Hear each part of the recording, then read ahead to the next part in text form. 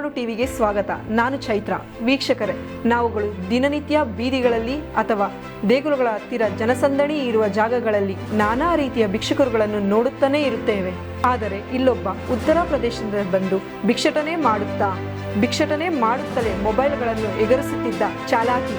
ಇದು ಬೇರೆಲ್ಲೂ ನಡೆದ ಘಟನೆ ಅಲ್ಲ, ಬೆಂಗಳೂರಿನ ಹೃದಯ ಭಾಗವಾಗಿರುವ RR ನಗರದಲ್ಲಿ ನಡೆದ ಘಟನೆ. ಏನಪ್ಪಾ ಅಂದ್ರೆ, ವಿಶೇಷ ಅಂಗವೈಕಲ ರೀತಿಯಲ್ಲಿ ಜನಗಳನ್ನು ಯಾಮಾರಿಸುತ್ತಾ ದಿನನಿತ್ಯ ಭಿಕ್ಷೆ ಬೇಡುವ ನೆಪದಲ್ಲಿ 4 ರಿಂದ 5 ಸಾವಿರ ರೂಪಾಯಿಯನ್ನು ದುಡಿಯುತ್ತಿದ್ದ ಈ ನಕಲಿ ವಿಶೇಷ ಅಂಗವಿಕಲ, ಈತನ ಕಾಲುಗಳೂ ಚೆನ್ನಾಗಿದ್ದು ಈತ ವಿಶೇಷ ಅಂಗವಿಕಲನ ಹಾಗೆ ನಟಿಸುತ್ತಾ ಯಾರಾದರೂ ವೃದ್ಧರನ್ನು ನೋಡಿದರೆ ಅವರ ಕೈಯಲ್ಲಿ ಮೊಬೈಲ್ ಅಥವಾ ಚಿನ್ನ ಇದ್ದರೆ ಕಿತ್ತುಕೊಂಡು ಓಡುವಂತಹ ವ್ಯಕ್ತಿ. ಈತನನ್ನು ಗಮನಿಸಿದ ವಿಕಾಸ್ ರವರು ಸಾರ್ವಜನಿಕರೊಂದಿಗೆ ಸೇರಿ ಈತನನ್ನು ಹಿಡಿದು ಬ್ಯಾಟರಾಯನಪುರ ಪೊಲೀಸ್ ಠಾಣೆಗೆ ಒಪ್ಪಿಸಿದ್ದಾರೆ.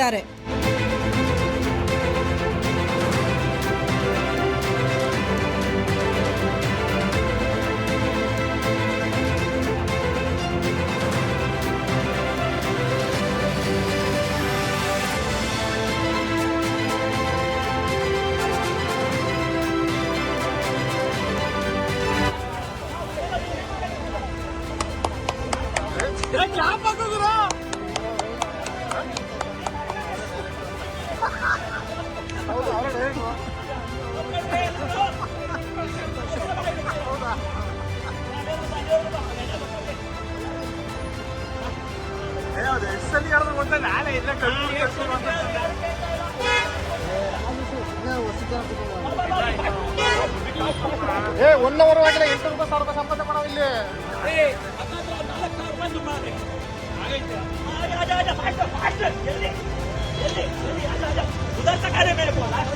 ಹಾ ವಿಕಾಸ್ ಸ್ಟಾರ್ಟಿಂಗ್ ಮಾಡಿ